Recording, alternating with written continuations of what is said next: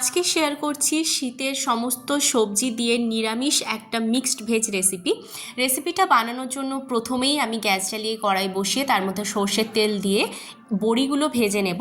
বড়ি দিয়ে যদি মিক্সড ভেজ করা যায় তার স্বাদ কিন্তু আরও দ্বিগুণ হয়ে যায়।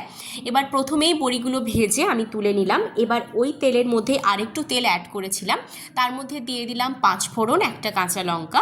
এবার এখানে সমস্ত সবজি দিয়েছি, যেমন বেগুন, আলু, ফুলকপি দিয়েছি, শিম, বিনস এবং পরে কিন্তু আমি মটরশুঁটিটাও অ্যাড করেছি।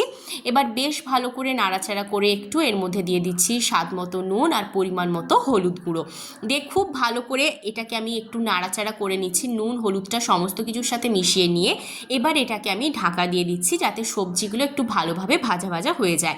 ফিরে এসছি বেশ কিছুক্ষণ পর। এখানে দেখুন আমি মটরশুঁটিটাও দিয়ে দিয়েছি আর সেই সাথে দিয়ে দিয়েছি গোটা ছোলা, যে ছোলাটা আমি আগে থেকে ভিজিয়ে রেখেছিলাম। এবার এখানে আমি দিয়ে দিলাম অল্প একটু জল দিয়ে ভালো করে নাড়াচাড়া করে নিচ্ছি। নাড়াচাড়া করে নেবার পর এখানে কিন্তু আমি অ্যাড করব ধনে গুঁড়ো আর জিরে গুঁড়ো।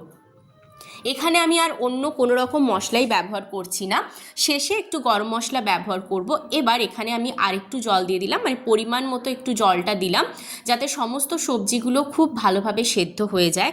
দিয়ে এইভাবে একটু নেড়ে চেড়ে নিয়ে আমি ঢাকা দিয়ে রেখে দিয়েছিলাম যাতে সবজিগুলো সেদ্ধ হয়ে যায়। ফিরে এসেছি বেশ খানিকক্ষণ পর, খুব সুন্দরভাবে সবজিগুলো সেদ্ধ হয়ে গেছে। এবার আগে থেকে যে বড়িটা আমি ভেজে রেখেছিলাম সেটা একটু গুঁড়ো করে নিয়ে আমি এর মধ্যে দিয়ে দিচ্ছি। এবার কিন্তু আমি আবার ঢাকা দিয়ে দিচ্ছি, ঢাকা দিয়ে বেশ খানিকক্ষণ হতে দিচ্ছি। ফিরে এসেছি 3 মিনিট পর, ঢাকাটা সরিয়ে দিয়েছি। এবার ওপর থেকে ছড়িয়ে দিচ্ছি একটু ধনেপাতা কুচি। এই শীতের মরশুমে যে কোনো রান্নার মধ্যে একটু ধনেপাতা দিলে কিন্তু তার স্বাদ আরও দ্বিগুণ হয় আর গন্ধটাও কিন্তু অসাধারণ বেরোয়। এরম একটা মিক্সড ভেজ থাকলে এক থালা ভাত কিন্তু নিমেষেই শেষ হয়ে যাবে। বাড়িতে একবার অবশ্যই ট্রাই করবেন আর অবশ্যই কমেন্ট বক্সে আপনাদের মতামত জানাবেন।